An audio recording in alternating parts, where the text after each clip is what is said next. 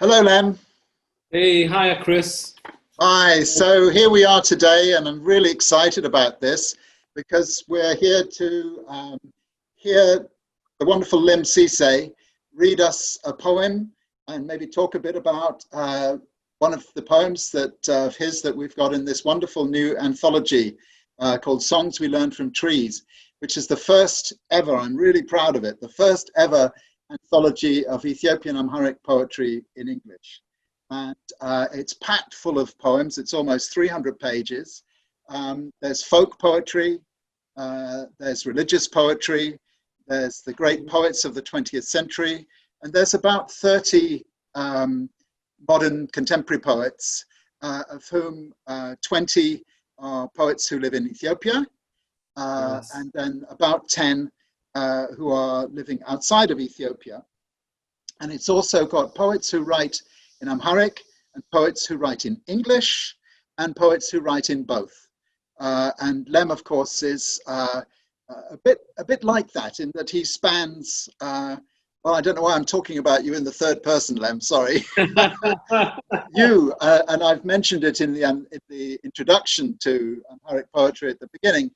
That what this anthology does is basically trying to reflect the situation, which is that Ethiopian poetry is really opening up to the world, and that whether it's written in English or in Amharic, it is still intrinsically and very noticeably Ethiopian. There's the whole of Ethiopian history and geography and culture comes out in these poems, whether whatever language they're written in originally. Of course, most of the poems in this anthology started life in Amharic, but a sizable portion, some of the best poems in the book, actually, did have not needed to be translated. So in a way, there's a bit of fraud going on here, because me and my friend Alemu are mentioned as editors, but also translators, and of course.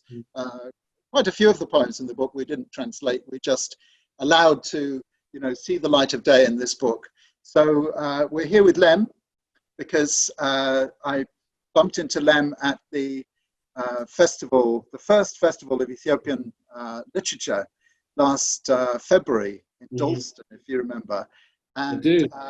we got chatting, and you said, "Well, I should be in this anthology," and that was such a a wonderful thing for me and Alemu, that basically we would have, I suppose, the most famous poet, Ethiopian poet in the world, Lemn Sissay, included in this anthology. And Lem you sent me 4 wonderful poems, which I was just so thrilled to have in the anthology. They're each as good as the other. So it's difficult to choose one, but I wonder if you might talk to us a bit about the poems, and Yes. maybe read Listener, which is one of my 2 or 3 favorite poems in the book. It's really wonderful. Thank you. Thanks so much for including me in this groundbreaking anthology. I sit at the feet of poets who are in this anthology, like Buketu So do Sayo. I. Yeah, So do I. so it's like a really. Sorry, who did you mention, Lem? I interrupted you. Who did I you mention? mentioned Buketu Sayo Yeah. because when I go to Ethiopia and I see people's reaction towards him, and I have also beautiful reactions from people, and whenever I meet him, I'm reminded of what a poet should be. And I sometimes feel like I've been somewhat deflected from my own personal journey as a poet in particular, due to some other issues in my life which I've had to deal with, such as finding my family, etc. Yes. The story has been so big that I sometimes feel deflected from my attention to to poetry, which is why I'm pleased to be in this book with this poem, Listener, in particular. It means a lot to be in this book, Chris, for me. So I'm really pleased that you included me in it alongside poets who write in Amharic, you know, just in the same way that I'm alongside my own family who speak Amharic, you know, but also in English. Yeah, it's good to be with my people, and that includes you as a poet, and you know, and I'm also an honorary Ethiopian, I think. Yeah, I mean, only today I found my. Oh, you as an honorary Ethiopian. Yeah, I feel like an honorary Ethiopian. Yeah. You are an Ethiopian, but I just feel. Yeah, You know, I thought you meant me. Yeah, I got my line. No, I mean you're both English and Ethiopian. Yes. About it. And finding my way back has been really important. And but finding my way back to Ethiopia, and particularly Ethiopians, whether that's family, friends, or people who know me through my poetry, that's a very big deal for me, you know. Yes.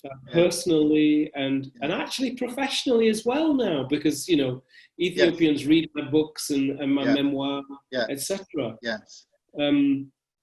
So I'm really proud to be in this anthology, really am, and I think it's going to be seen as a cornerstone of this relationship that Ethiopian literature is making with the rest of the world, you know, with the outside world. It is coming out of the shadows, isn't it? It really is. Yeah. There's a lot of exciting. So many ways. Yeah, exciting stuff going on at the moment. There's a lot of, you know, new generation, young poets who are doing the poetry slams, etc., etc. Yes. There's poetic Saturdays, you know, which is happening in Fendika, is it? Fendika in... Fendika, yeah. There's Fendika. There's also Tebeje, you know, Tebeje Poetry and Jazz. Once a month, which is full of like 300 people. Is Tebeje the one that's at the Ras Hotel? Yes. Yes. I mean, I performed at that place, and there was... Oh, you have? Right. Yeah, and it was a surprise visit. There was something like 600 people in that room. 600, yeah. I mean, I said 300, but it's... No. Do you know the two women who started it? Yeah. The two women poets, Miret Kabata and Misrak Tarifa, both in the anthology. That's wonderful, man. Yeah. I mean, so something is happening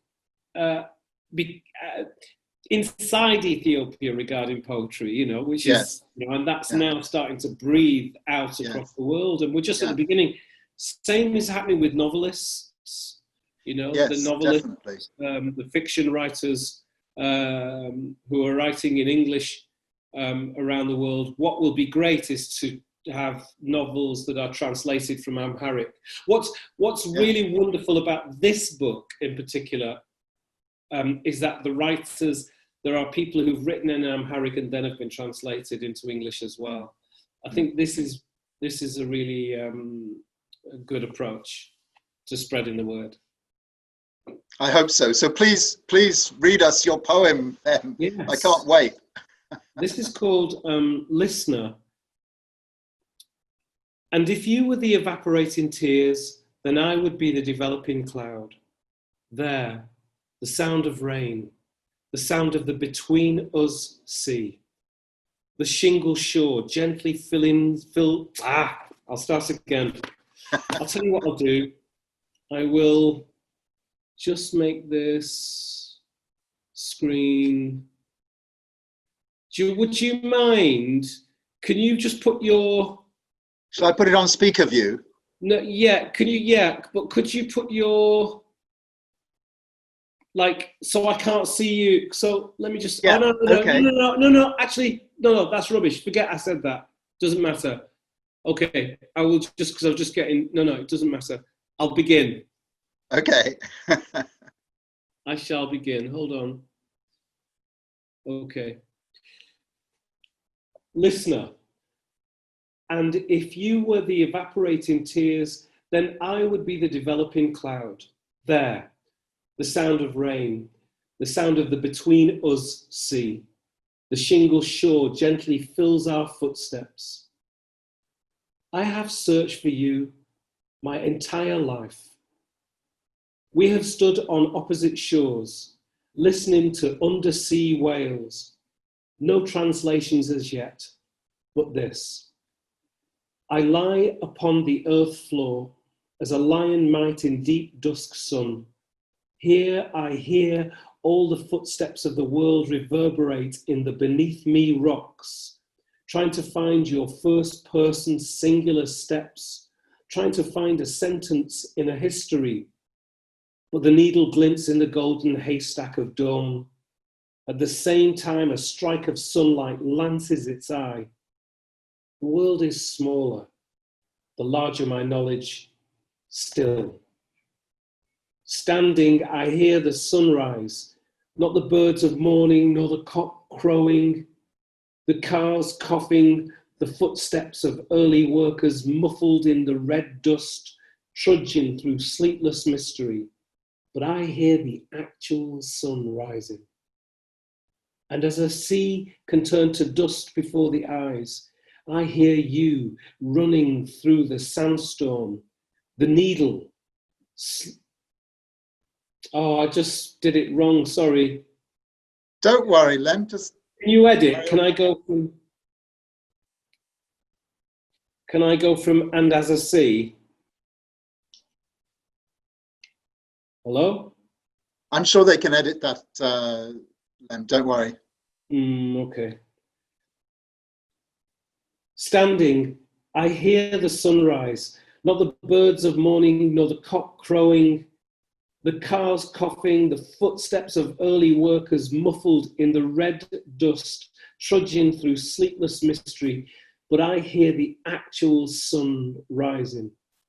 And as a sea can turn to dust before the eyes, I hear you through the sandstorm, the needle, slow running from the red terror, arms wide to protect yourself or welcome me, feet dragging through sand and globules of blood, burning in the heat wave, wiping hot sand from your face, men with guns on the horizon far behind you, the past tense threatening your presence. I hear a concert of AK-47s click as thousands reload. The heat is tremendous. You have a radio, but the sound of sand lifting from the ground in the grip of the wind disturbs. You understand what is happening, not through sight, but through sounds. I could almost hear you, your breathing as you gave birth again, and another sister opened her eyes, her wet face of sand. In the drawing of this drama, the mist of mystery, rising above the airwaves and the heat waves, we have scattered across the world. Revolutions between us, implosions of conscience, corrupting earthquakes have split our family. Between us, swallows migrate above the Atlantic Ocean, pixelating the sky on tidal waves of heat with such damnable ease. And amongst the purple rain and stormy airwaves, radio waves, like flocks of swallows or the flamingos of Lake Tana, that seem to fly out from the reflecting solar wind, land upon both of us with feather wing ease, bringing my world to yours and your world to mine. And now that we meet, the sandstorm lays low, like a pride of lions after the chase. The sun rises, its golden mane shakes, and you tell me, I heard a poem on the World Service.